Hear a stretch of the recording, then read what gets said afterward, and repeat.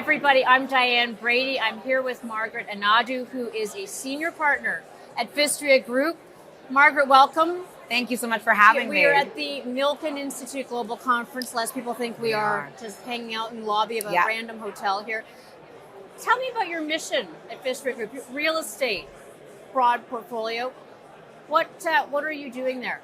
Awesome. So my mission at the Vistria Group, which has actually been my mission for almost 2 decades now, is to use private capital to generate very strong returns. Yeah. That is what we're about, but also do it in a way that really impacts people's lives. And so a lot of my career and what I'll be doing at Vistria as well, at least to start, is investing in housing. And not just housing for the richest Americans and Class A luxury housing, or the poorest Americans and deeply affordable, but really that broader segment of affordable and workforce housing, which most Americans in the U.S. live in Well, today. you're in New York City. I am too. That is a place that has a dearth of that middle housing, and so the shortage of housing stock intrigues me. What do you attribute this? Because it's not necessarily the economy. It's not a singular issue. So it's a few issues. So one of them, and this is the piece that I focus a lot on, given my role, is just a lack of capital. So to invest in housing stock, affordable workforce, and really both produce more units, preserve what we have, improve the condition of what we have, it requires a lot of capital. Real estate's a very capital-intensive space.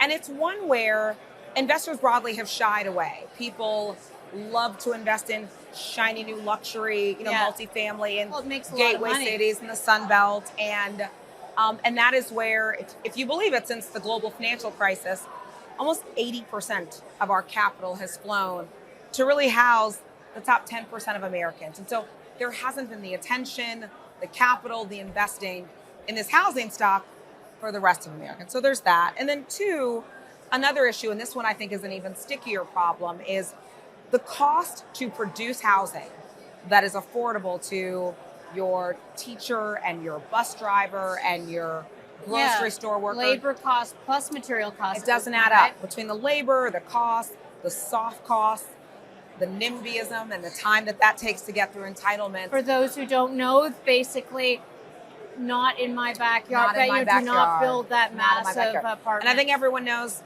time is money. And so to get a new building built, sometimes you can spend a year, 2 years, just going through all the steps to get a community comfortable. And so when you add that up, you basically, you need the public sector.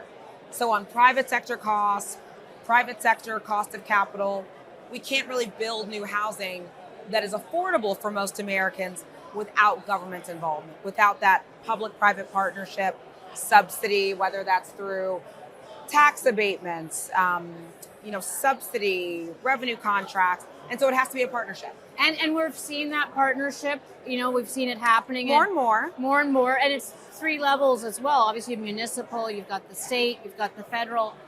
Talk about the current environment. One of the things, like the regional banking crisis, and I'm struck that community banks have been so important, certainly on the commercial real estate front for small businesses.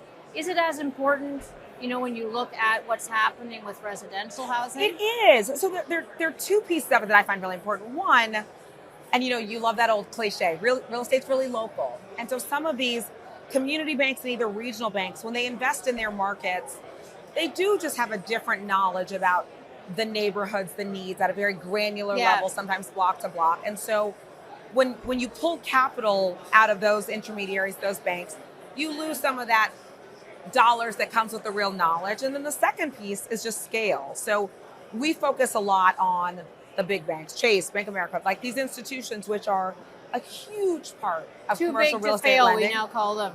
And I pray that they don't. But we also, I think, sometimes forget that the majority of commercial real estate lending in the U.S., it actually is the banks that are $250 billion and below. So they're out there doing the loans for the multifamily building, the grocery store, the offices, et cetera. And so as we lose those banks, we've lost a few in the last few weeks, that does take some of that capital out of the market, and that's concerning. So if I were to hand you a wand and you're standing in Washington, let's take even the Fed, so many of the factors that have brought us to where we are right now. From a policy perspective, what's actually going to move the needle? So some of it is just more. I mean, there are incredible federal tools. There's the low-income housing tax credit, which builds a lot of new affordable housing. You have Section 8, which is a very old program, which provides a subsidy for low-income Americans to really cover that delta between what they can afford and what the market rent is in their neighborhood. And so those programs have both produced and preserved many units around the country. It's just not enough. So some of this literally is about more of what we know works. But I do think, and I don't want to go too long on this, but the partnership between those federal programs and what we have at the state and local level is crucial. And in some cities, we have great partnerships.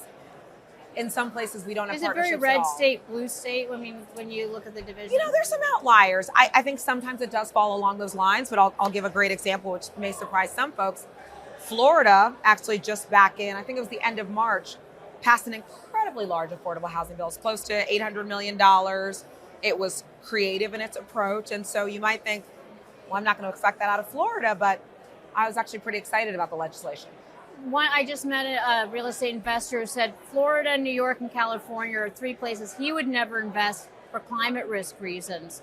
Is that something that factors into the way you think about the world, or you think are we over-indexing on that as an issue? You know, I don't know that I would combine those. Well, let's unpack I don't think I would those put three. but unpack it a little bit. I think that we need to be a lot more cautious with the way that we invest. We can't ignore the climate risks. But I think as an investor, it's more important to be thoughtful about it, and especially with development, make sure that we are thinking about resilience, that we are thinking about the types of assets that we want to build, how they're sustainable, and also for cities really across the country, those on the coast and those not, to look at our existing housing stock and say, what are the investments we need to make in our cities that are mostly built to make those buildings stand up? And so I think to take an approach and say, we can't invest in three of the most populous states in our country. I don't know that that's going to get us commercial real estate. I hear it may be available in New York. I want to get to you very briefly before we end, but I don't want to move off the interest rates question because you did not focus on that, or we've too focused on. It's not whether it's blaming the Fed, but is the interest rate really going to move the needle one way or another if they suddenly say, okay, you know what, now we're going to stop and go backwards? Real estate is almost definitionally an incredibly leveraged asset class. Yeah. So, you know, the availability and cost of financing absolutely moves how much transacts, what the values are, et cetera. And I think we're in a moment where we have not necessarily seen values kind of appropriately and fully readjust to the levels that would make sense given where financing is. But I am not of the opinion that we need to, for real estate's sake alone, and our desire to do a lot of deals, should sort of get in the way of what are the Fed's obviously incredibly well-intended goals. So I think we need to adjust. I think we need to be a lot more focused on the fundamentals and not just returns, quite frankly, that we've been generating purely from very cheap debt. So briefly to get back, because you came from Goldman Sachs, how do you think about your own trajectory as to what brought you to this as an issue? And if I'm talking to you a few years from now, where you hope to be. But let's take you to where we are right now. As this is a very personal issue for you. It's one you've done over your career. It is. So it's funny when you said the thing about where will I be in 5 years. I'll probably be doing the same work. That's this is what I do. Teacher questions. Write your eulogy right now on this. I want to be kind. I did grow up in a community in Houston, Texas that did not have sufficient quality affordable housing, and then there's a lot that stems from that. Not great retail, not great schools. I grew up in a pretty underinvested neighborhood, so that has stuck with me, and I feel strongly about directing capital to those places where it doesn't always naturally flow and where there is significant value to be had, both purely economic and social. So this is deeply personal work for me, and I would say, what I'll be doing in 5 years, I'm very passionate about real estate. This is our built environment. This is where we wake up, where we go to sleep, where we go to school, where we live. And I think that there are not many more powerful ways to change the way that people live, the opportunities that they have, the opportunities that they feel. And so you might find me doing the same work 5 years from now. Last question, philanthropy. Is so much of this really philanthropically driven in order for it to succeed? Because we always talk about you can do good and make money at the same time. You know, maybe if the mission driven part's so important, should we be looking at more of this from a philanthropic point of view? Because it's always about government support as opposed to.